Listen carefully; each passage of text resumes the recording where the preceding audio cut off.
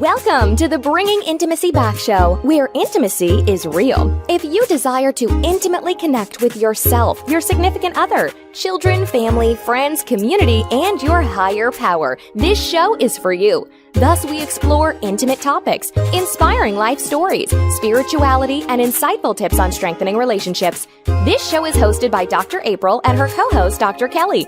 Now let's get this episode of the Bringing Intimacy Back show started, because we share with you the secret power to intimacy to create a life you love, or love the life you create.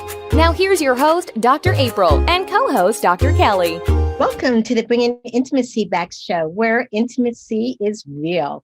Welcome today. Yes, and I want to let you guys know that Dr. Kelly, she's so sorry that she can't be here, but she's doing her special work where she specializes in helping Native Americans and the struggles they have. And she also covered a lot for me last week. If you notice, I didn't talk much because I was a little sick. But she'll be back with us next week. Anyway, so as we start off today's show, I want to let you guys know it's a topic that many couples ask me about, something that I deal with. As you guys know, I deal a lot with intimacy. And so what many times people ask in the sense of couples is sometimes it's something when they feel like their partner is struggling with a variety of stuff. Sometimes people ask, and even individuals, when it comes to sex, can sex addiction actually be a problem? And of course it is. And it is also an intimacy problem. So today's topic is sexual addiction is an intimacy problem. I have a fantastic guest that I'm going to talk to you about that's going to come on and give us a lot of information. But before I get started, I want to let my audience know that, I'm about to release my second ebook, which I'm so excited about. As you know, the first one is Improving Intimacy, Self, Spirit, and Spouse, and it's on Amazon, which is great. And so now I have another ebook, because as we're going to go deeper and deeper. Then this one is about self-intimacy. It's about you. So please check those things out.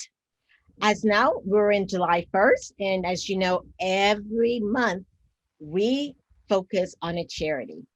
And the charity that we're focusing on this month, it's called the American Art Therapy. And they heal people through art. I love art. And so definitely go ahead and check them out. They have access to a variety of art therapists. They provide education for people going into art therapy, but also therapy services for people who are struggling. So visit members.arttherapy.org/donate now. All right, let me talk to you about our presenter today, our guest. Welcome, Matthew Wenger. Welcome, Matthew. Hey, well, Thanks for having me. Oh, thank you. So Matthew specializes in addiction to pornography and sexual behavior. He's worked with, of course, non-Christians and Christians, because it's, we're all involved all faith and practices. He's actually the clinical director at a sexual addiction treatment center, and it's called Begin Again Institute. Yeah. And the great thing about them is they are working on introducing and utilizing a new focus called trauma-induced sex addiction.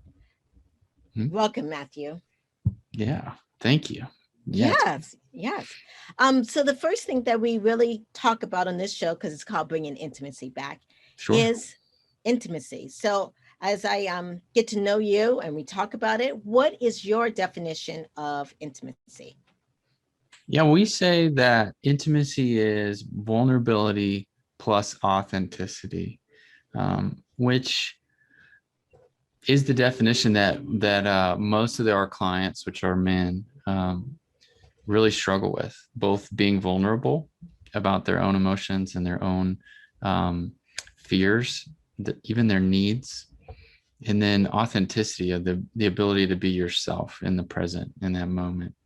And we believe that vulnerability plus authenticity brings emotional intimacy. Oh, definitely. Yes. That terminology, the main one that we're talking about today is sexual addiction. Mm-hmm. And many times individuals they're like, do I have a sexual addiction? Do I not? What is your definition of that as we get started?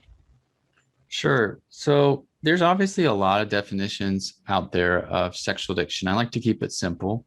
So if you're struggling with sex or sexual behavior, such as pornography or compulsive masturbation or something like that, there are kind of three things to look for, right? So is there compulsivity?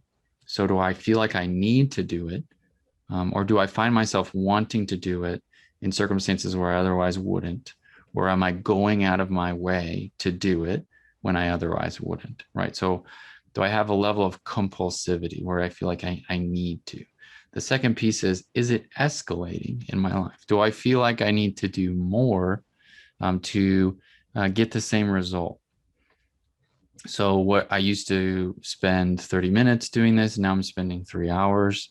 I used to be like once a week thing. Now it's many days a week or every day or multiple times a day, right? So is it escalating? And then the third piece is it continuing in spite of felt consequence? So I'm starting to perceive that there are some negative effects to my compulsive and escalating sexual behaviors. But despite those consequences, I don't or I can't stop.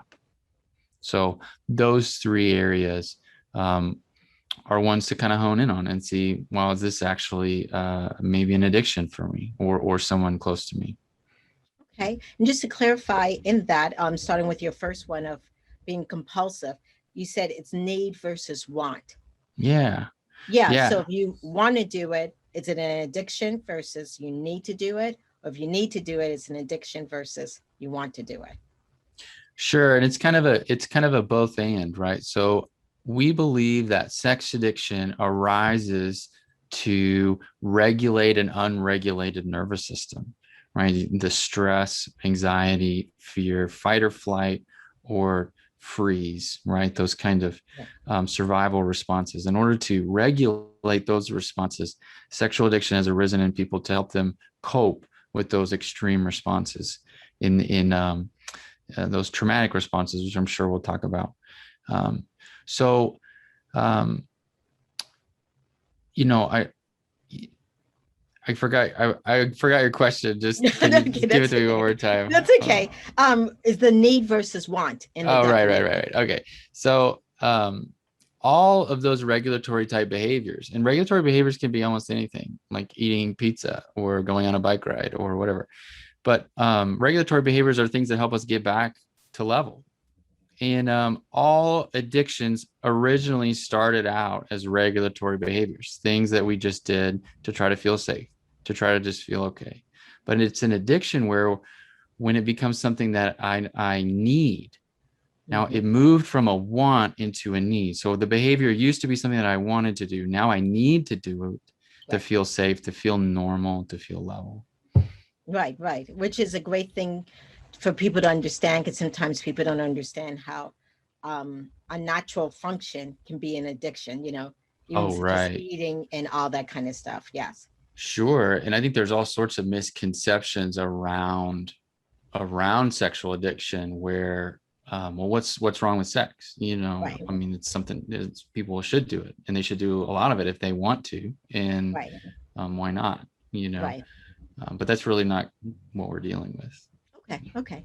I know you mentioned in your answers a few times the word we. So can you explain to our audience the we? Who do you represent so they can? Sure, I do that a lot, don't I? The we represents Begin Again Institute in our Christian program that we have underneath Begin Again Institute Boulder Recovery. So like you said, I'm the clinical director, so I run the program and supervise all the therapists. We were founded by Dr. Michael Barta, the author of TINSA. Mhm. And yeah, so when I say we, I say us as a treatment program, as an organization. This is how we engage with sexual addiction. So Okay, okay. On your second part of the definition, you talked about it's escalating. yeah. The behaviors escalate. Yes. And so what exactly does that mean in the sense of um, I'm watching porn now, you know, 5 minutes on a weekend versus now every day and at work and all that kind of stuff. Yeah. Yeah. Escalation just really means I have to do more of the behavior to get the desired chemical response, emotional response that I'm looking for. One of the misconceptions of sexual addiction is that people think that sex addicts are addicted to the act of ejaculation or sex, Right. but the reality is they're addicted to dopamine, the Hmm. dopamine release within the brain. So the pleasure chemical, if you want to call it that. And those behaviors early on in their childhood development, they realized that those behaviors could bring that pleasure chemical, and it could calm them down. It could bring them peace, could bring them felt safety, could bring them a release of emotion. And it was working for them. Now it's no longer working for them. It's escalated to the point where I need to do this all of the time to get Right. that same essentially hit.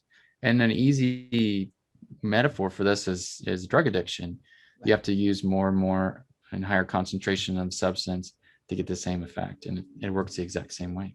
Yeah, yeah. I was just thinking to myself, it'd be interesting if the DSM-5, which is what we use Mm-hmm. as clinicians, had it as addiction to dopamine, would more people come out and be honest with their addiction versus, Mm, saying, I'm addicted to drugs, I'm addicted to sex, which is like even, people don't yeah, want to admit. you're right. Yeah, Yeah. there's a stigma there, unfortunately. And there are a lot of bad actors out there that have utilized sex addiction as like a way out from under responsibility for their behaviors. High profile people, um, in our culture. And so sex addiction has in some ways accidentally become kind of a joke, but there are millions of people, men and women, that struggle with this across our world, that have to utilize tremendous courage to go and get help around it, because of that stigma. I often say, you stand up in a room of people and you say you're 6 months sober from alcohol, you're going to get a round of applause. You Right. stand up and say you're 6 months sober from sex addiction. Everybody's going to move from you. I'm like, yeah, Yeah. Yeah. yeah, yes. Yeah, that's the sad part of it. Yes. And in Hmm. the third part of your definition, you talked about consequences, that you felt, and you used the word felt consequences. Yeah. Yeah. Why is the word felt in there? Well, I think there are consequences that are going on in people's lives around addiction that they don't really feel right away, right? The distance from their family, the numbness that they have to their emotions, the lack of emotional intimacy in their relationships, in their marriages, their inability to do their best work in their career. Some of these things they don't realize when they're in the middle of addiction, but a felt consequence is when it arises to the level of my awareness, and it's a big deal. Like my wife coming to me and saying, what's this? Right. What's this on your phone? Right. You got it right. And get out. I'm get out. I don't want to look at you. I don't want to talk to you. You said you were done with this. Get your things, move out. Or, an affair again. I thought we worked through this. I thought we went to counseling, um, getting caught at work, getting caught with stuff on your computer at work, and losing maybe a promotion or an opportunity at work, or maybe even losing your job. These are felt consequences. And when these come into our lives and we still can't change, even though we might want to, we still can't change the behavior, then we know that we're dealing with something very serious. Okay. I was just speaking with one of my interns actually today, and he was seeing a woman whose husband has been on a lot of porn sites, just hooking up with a lot of different people and all that kind of Mm-hmm. stuff.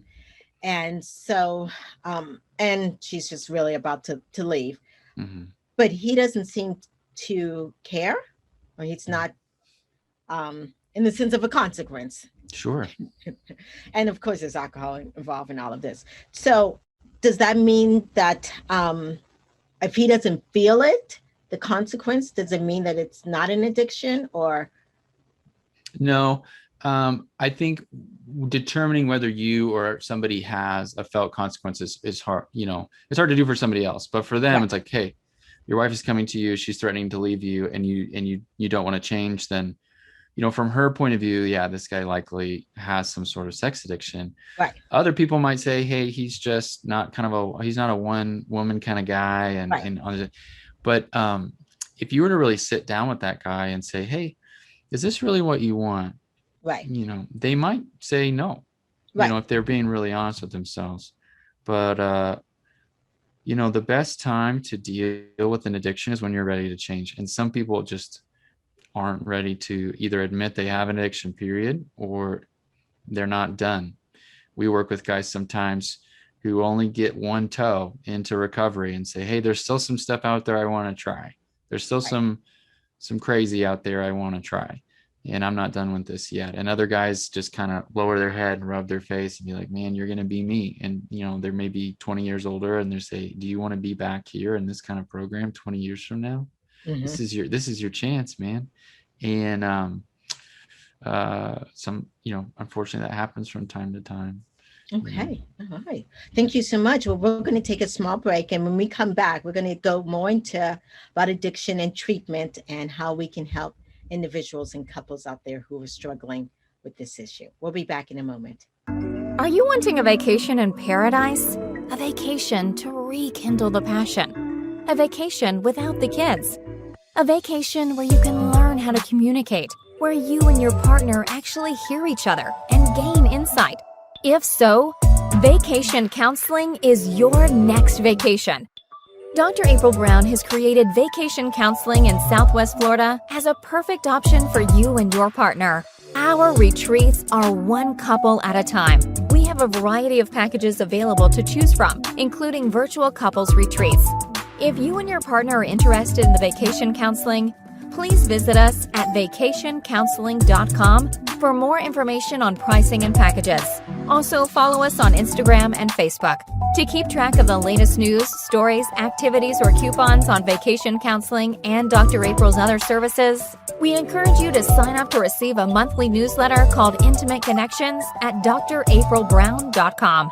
Remember, if you and your partner are struggling with communication and intimacy, and you all are looking for a retreat to connect, vacation counseling can be your next vacation in Southwest Florida.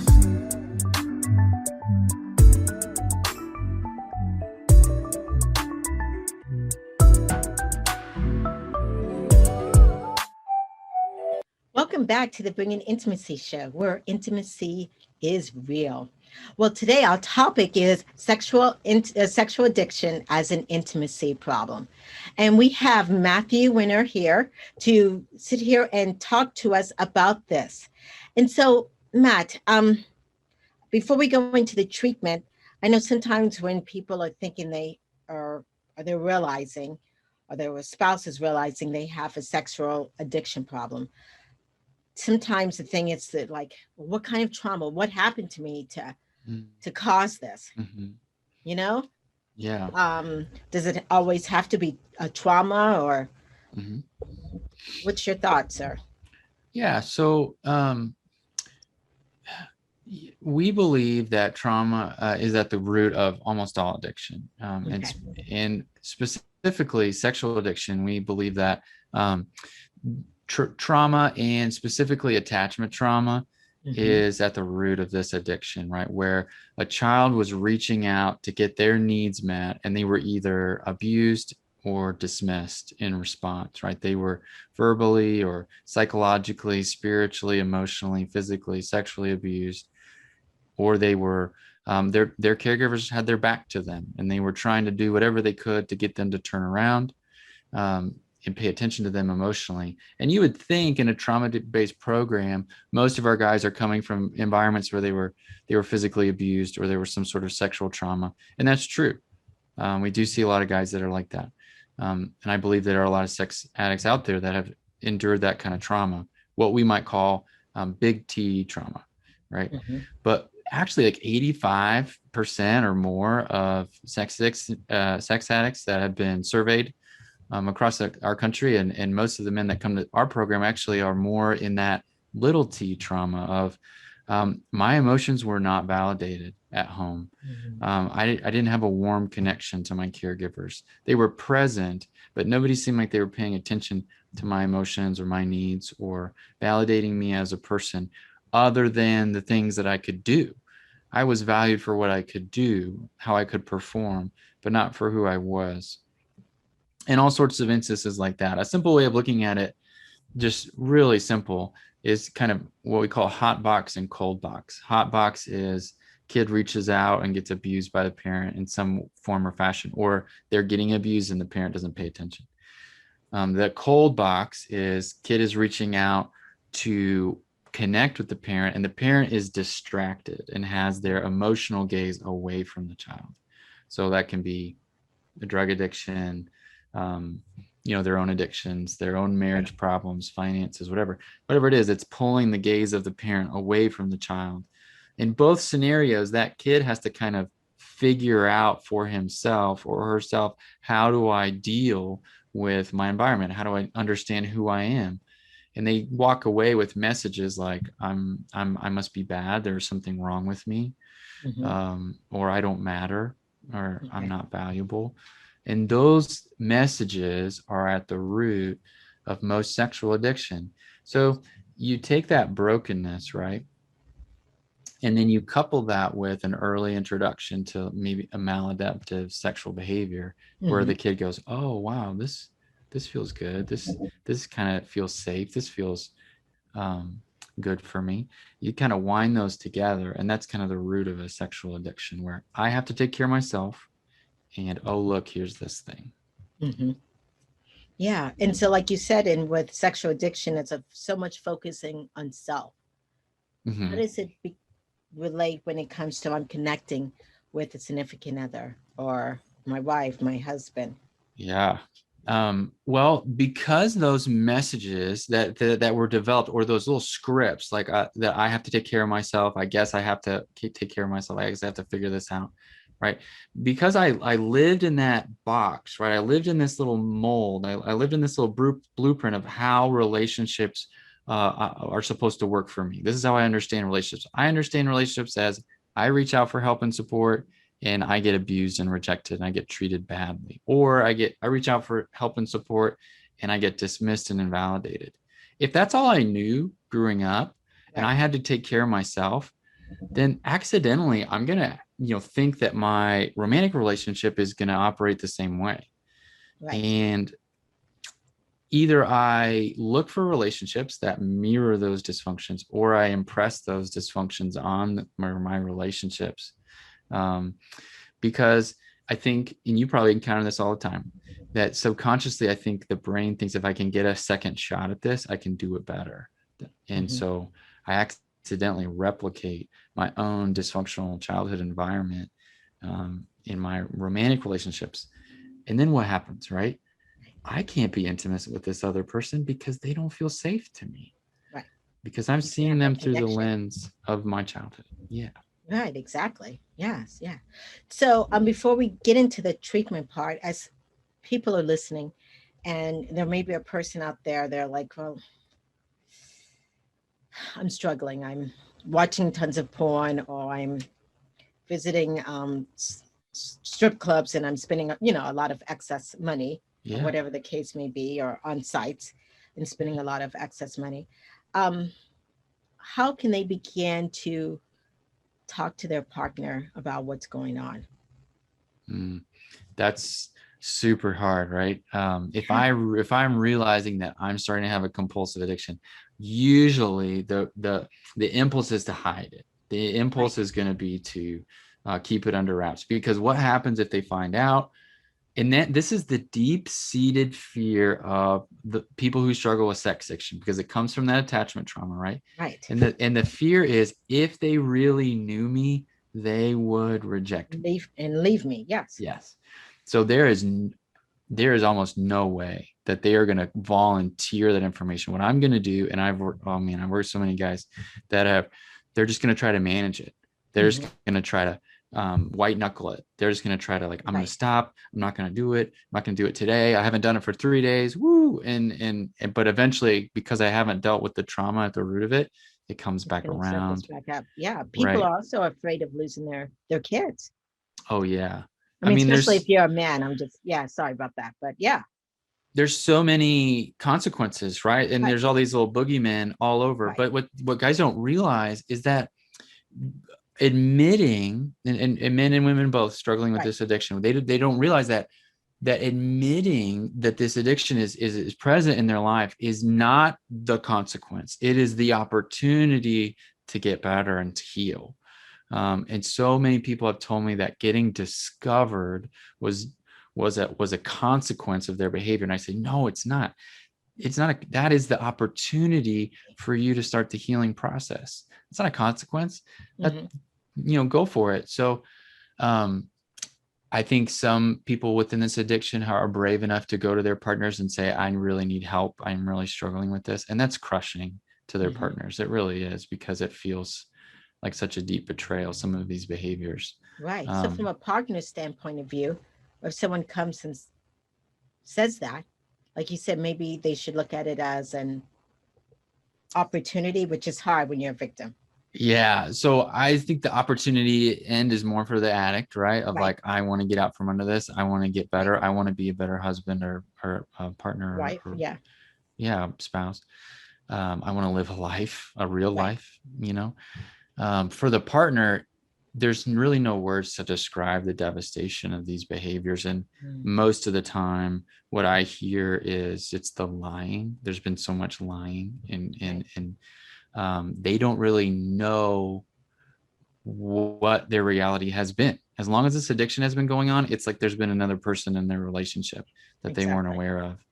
And so they're going to immediately start to try to figure out what their reality was. Wait, so were you acting out when we were on that trip? Were you hooking up with people when we were over here doing this? Or what about this time that you were gone for 3 days on a business trip? And so they're going to try to piece their reality together. Many times they become an investigator. They just look. Yeah. Oh yeah. Oh yeah. And guys will come and they'll complain during our treatment, and they'll say, oh, she's gone off the rails. She's just seeing ghosts everywhere. And no, she's searching for safety. She's searching for her reality, and she deserves to have that. Right. But yeah, it's PTSD really at the core, and we call it betrayal trauma. And when you look at brain scans of people that have endured betrayal trauma, they're very similar to wartime veterans. It's emotional bombs, rather than literal bombs, but the effect on the brain is very, very similar. Right. So if as a partner you find something, and you think, my partner's doing a lot of stuff, how do you approach them? I would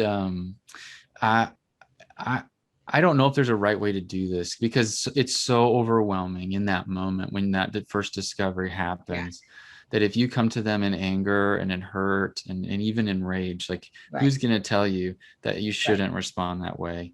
But what I would say to those partners that are in those initial stages of discovery of the addiction is that this isn't about you. This is something that predated your relationship with this person. And it has more to do with where they are at in their trauma and their own psychology. It's not because you're not good enough. It's not because you're not beautiful. It's not because you don't have sex enough. It's not because you gain weight because you had kids. It's not, you didn't cause it. And unfortunately, you're not going to be able to fix it. These people suffering from this addiction need help. And definitely. And that's good that you just put it there, that the partner cannot fix it. Yeah, because sometimes that, they get more lingerie, try to find out, different ways to try to do their best, make themselves, more available. So as we move on to this next part of, is it fixable? Yes. And that's the good news. Because what we're dealing with is not something that causes permanent damage. There's a part of all of us that predates our trauma. Okay. And we can find that person when we can get to know that person and we can find out who we were before we started pretending, before we started performing, before we started thinking that we weren't enough, and using sexual behaviors to try to feel the emotions that we wanted to feel and not feel the emotions that we didn't want to feel. There's a person that predated all of that. Right, exactly. And you're not permanently damaged because you weren't always like this. And no kid, 6-7-year-old kid wanted to grow up and be a sex addict. That's not who you are. That's not who you are. These are things that you do. They are not who you are. And when we can get in and deal with the traumatic roots of why I seek safety within these behaviors, and we can alleviate the pressure around those traumas, guys can find, and men and women can find tons of success in recovery. But just like alcohol, just like drug addiction, this is a lifelong commitment to recovery. But you can live a deep, rich, fulfilling life. And it is so possible for everyone who is seeking it. Okay. So I know I hear from some people that I don't remember my childhood. So how am I going to be able to fix this when, I don't even remember, when all this got started. I just don't remember it. Yeah. And there's kind of two things going on there. And one is a little bit more therapy woo than the other. So I'll start with the therapy woo one, and we'll move towards the more grounded one. So the therapy woo version is, hey, there's a part of you that was traumatized, that was hurt, that was in a traumatic situation. And that was overwhelming. So within my psyche, so to speak, I've cut off that part of me because that part is holding all of that pain and hurt. So, and I've been doing that for a really, really long time. So that little kid part of me that was traumatized, I don't really know that person. I've got them kind of shut up in a closet or something over there. And so it feels like I have no memories from that time, but I have just been reflexively shoving that kid in the closet. But if through help and guidance, like I can go and unlock that door and talk to that kid. And I've seen over and over again clients who said that very same thing. And we find all sorts of memories down there, like, mountains of memories. Once we create the safety and dig in the right places because what's happening there is I'm partially blaming myself for my trauma. So I don't even like that kid. To go that way. Yeah. I don't even like that little guy because he was a part of that. He didn't run. He didn't fight. He didn't, whatever. He wasn't good enough or whatever it is. And I'm taking on the role of my traumatizers, when I do that. So once we lower the volume of all that stuff and allow that kid to kind of come back and speak to us and teach us about what had happened back then. I know this all sounds very like existential, but that makes sense, because a lot of times I hear clients say that if they remember a little bit, I should have said no to the person. I should have told someone. And I'm like, you're 6, you're 5. Right. Yeah, exactly. I mean, what you're gonna bring a little kid in here and you're gonna start judging him for all of his mistakes, or would you be overwhelmed with compassion for that poor kid and what he's been through? Right. Helping them to look at it at their eyes of how they were at that age. Sure. And the other one is a lot of people don't see the painful events in their past as traumatic. And they need some kind of coaching around that of saying, hey, if that happened to one of your children, or how would you feel about that? Right. Exactly. And they've been involved in minimization, and they need the permission to feel what they feel about those things. Yeah, because many times, whether it's a parent that did it, step parent, uncle, whatever, they don't want to think bad of that person. Yeah. Yes. I was working with someone recently. Yeah. And the person was actually supposed to come to their wedding. And when we started, talking about all this, they're like, whoa. But they didn't want to, because they don't want to cause drama. You know what I'm saying? If I start to deal with this is going to cause a lot of drama. Yeah. Yes. In their mind and family and all that kind of stuff. Yeah. So let me just push it aside. Sure. And it's so easy as a third party to say, hey, a lot easier than actually doing the work, is saying, Right. Hey, do you know all the chaos and drama that is going on because you're not dealing with it? Exactly. Wouldn't it be, all of your best efforts have brought you to this place. Maybe try something new, Mhm. and see if you can find healing in that relationship instead of continually trying to shove down how you feel about it. And it's creating all this like toxicity that's just under the surface. That's not helping you at your wedding, Right. you know? Definitely. Yeah. Um, So what does treatment actually look like? sure. Um, yes. Big question, right? Because there's a lots of different types of treatments that we use, and there are a lot of different types of treatments that are effective for this addiction. But Mhm. one of my favorites is something called brain spotting. Brain Um, spotting. Okay. so I don't know if you've heard of brain spotting, but it's kind of I wouldn't say new, but it's new to some. Um, Okay. so it's a cousin of EMDR. So Hmm. if you're familiar with EMDR, it's a way in which you can access memories that are stored in the midbrain, which is where we store a lot of our memories, especially painful ones. Right. Some And of it's, our unconscious memories. yeah, and Yes. even pre-verbal Right. memories too. So we use brain spotting, which is a way of utilizing eye position to access memories within the midbrain and reprocess them. Okay. So it's a little bit faster than EMDR in the sense that you don't have to set up all of the manualization of EMDR. So it works for us because we have a short window with our clients, and then but it's also effective in long-term therapy as well. Okay. But it's kind of intuitively true because I'm sure you've seen this in counseling where somebody's talking about maybe a shameful memory and their eyes are glued to the floor, Right. or a memory of abuse, and they kind of look up like this, right, in a stance of like helplessness or defense, Hmm. right? And the brain is storing memories and it's holding that kind of eye position. And most of the trauma treatments that we've discovered within the field and within the scientific community, they feel really weird, but they work.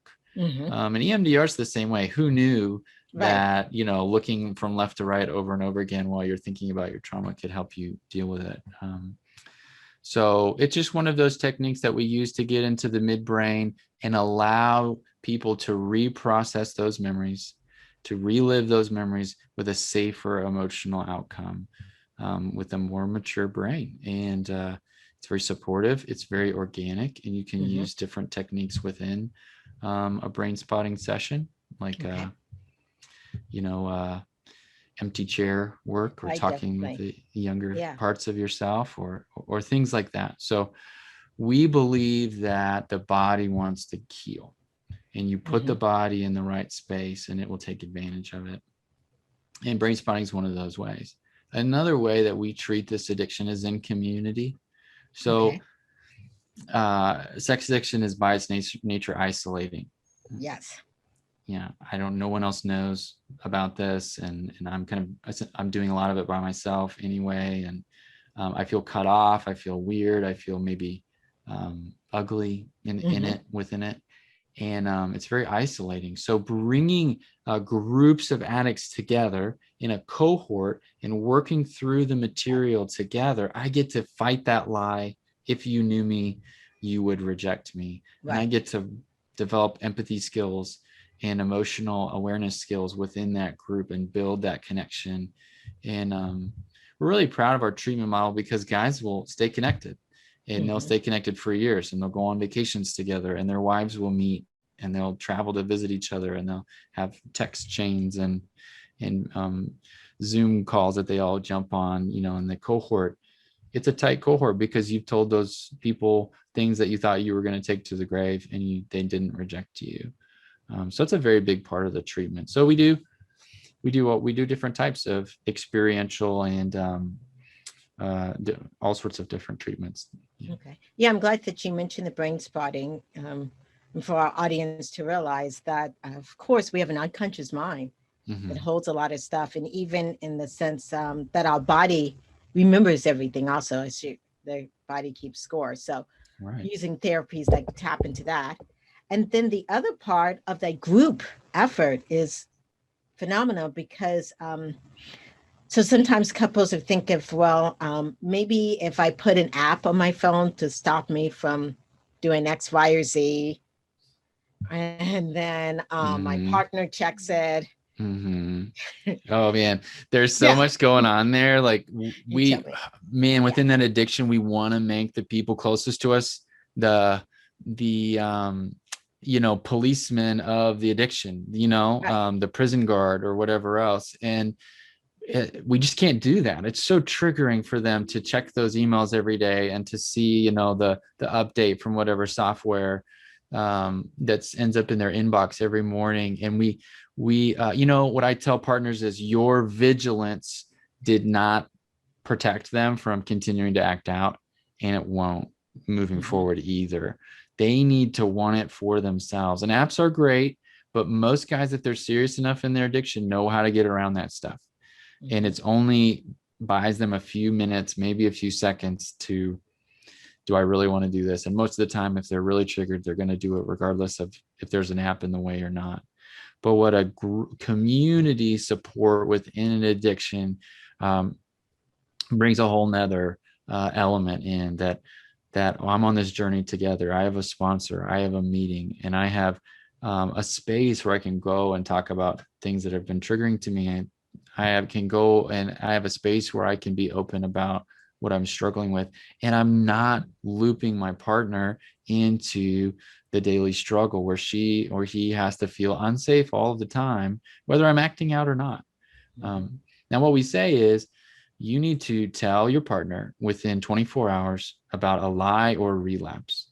But other than that, um, you know, try to find those accountability relationships outside of your relationship, because she's not responsible. She's not your mom. He's not your dad to keep you in line around this addiction. They're your partner. They're your spouse. And that's a different relationship, and pursue that Mhm. in that intimacy in a different way. You don't want that person being your parole officer of your addiction, and at the core, they don't want to be that either. Right, right, because it re-traumatizes them, as you Every time. said. Yes, Yeah. definitely. Well, we're going to take a short break, and when we come back, we're going to talk about some more about treatment and also how treatment is from a Christian perspective or faith-based perspective. We'll be back in a few moments.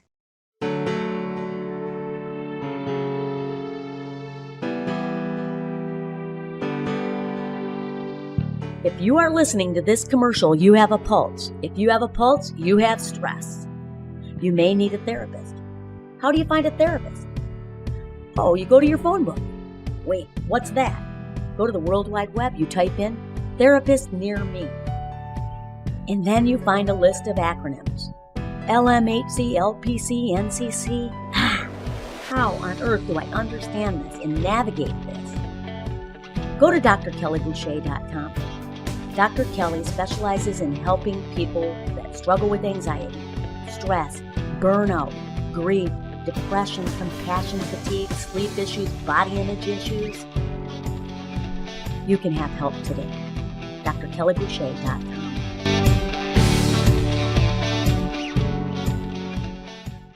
Welcome back to the Bringing Intimacy show, where intimacy is real. So today we've been talking about sex addiction and how it is an intimacy problem, dealing especially with couples and even an intimacy problem with oneself. And I Mhm. have Matthew Wenger here to sit and talk about this. And so we've been talking about self and spouse or partner.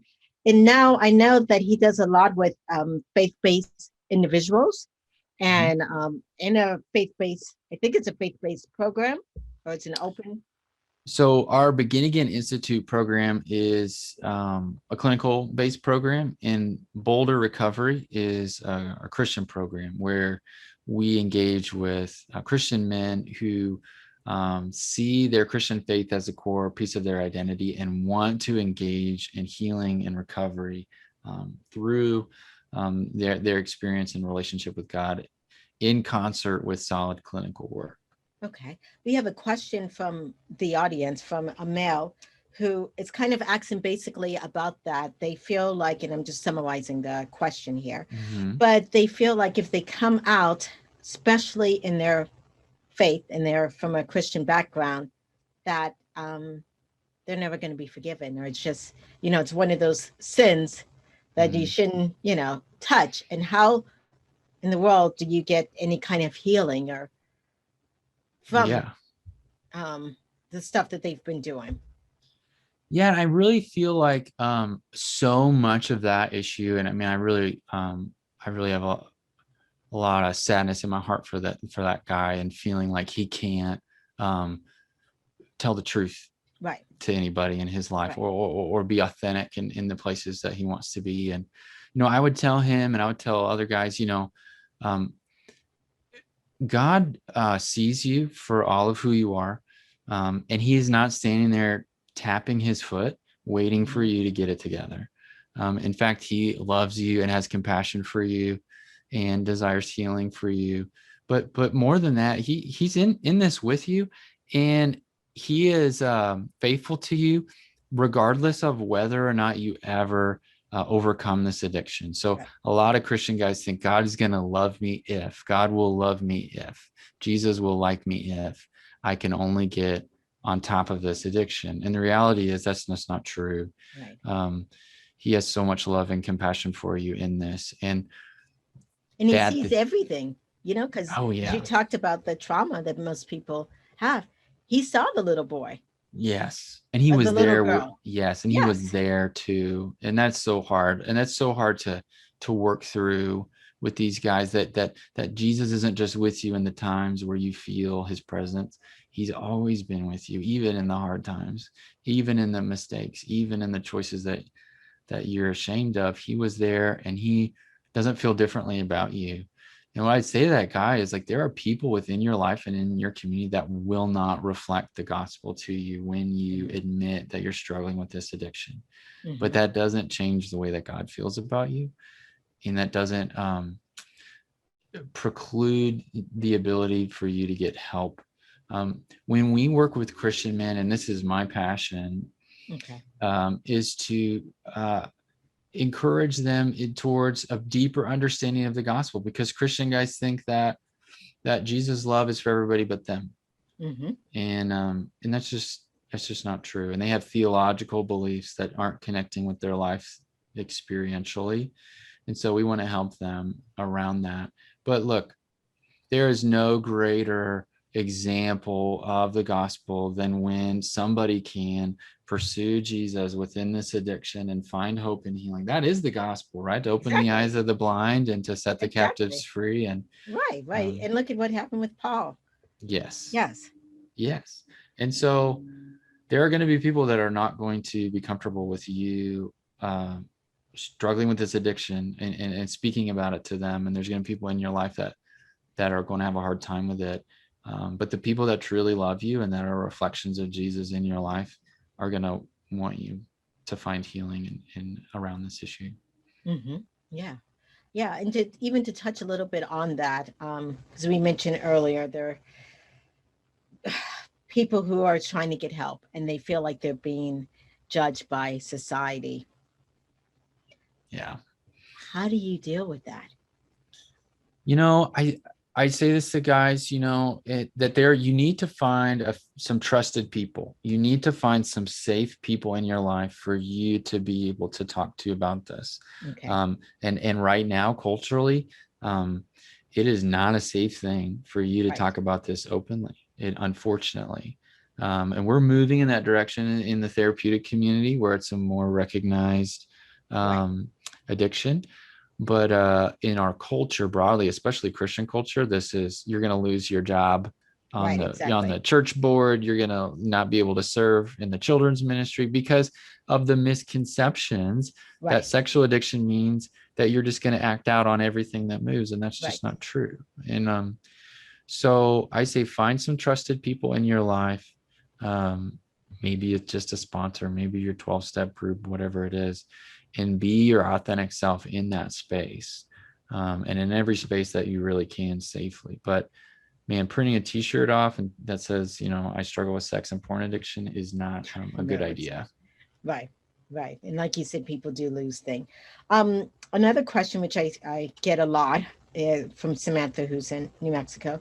She's saying she's seen her husband watching porn a lot, and she's wondering, it's porn addiction, sex addiction?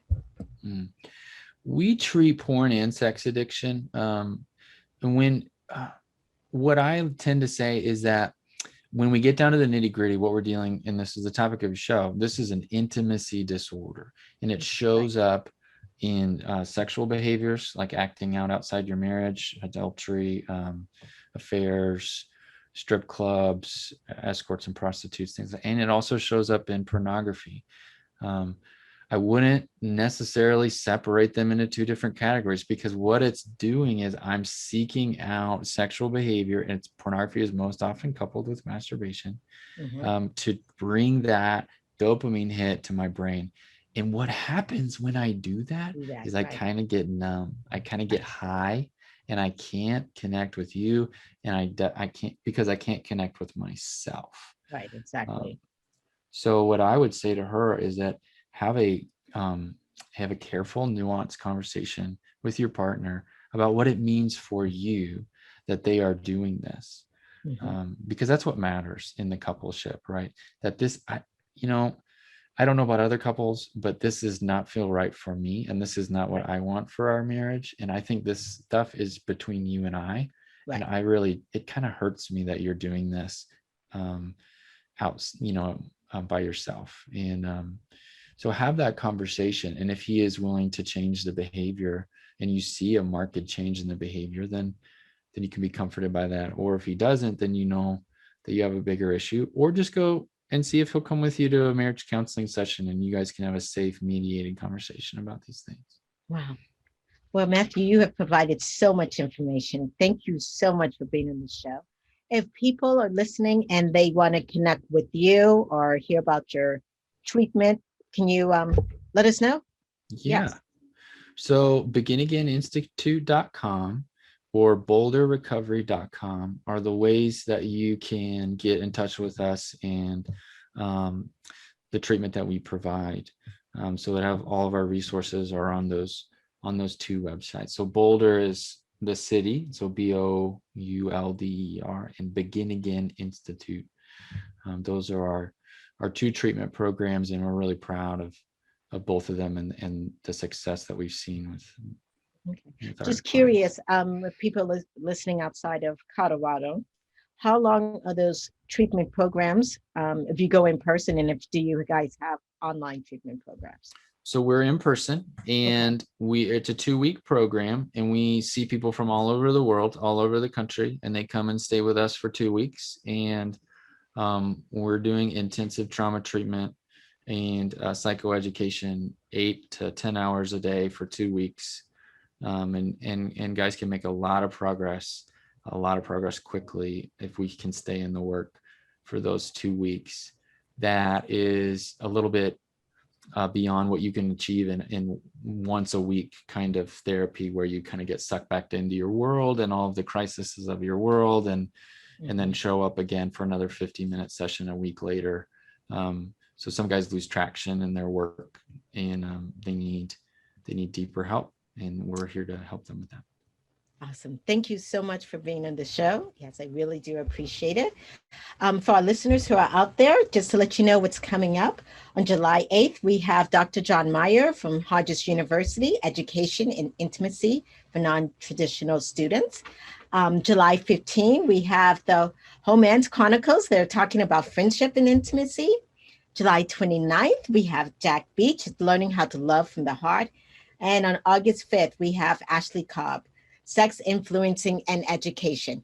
So don't forget to follow us on Bringing Intimacy Back. We're on Twitter, Facebook, Instagram, YouTube. Also go onto our site. We also have a variety of products that if you're interested in utilizing or needing some more information about counseling, check us out. This has been the Bringing Intimacy Back show. Thank you guys, and I will see you guys next week.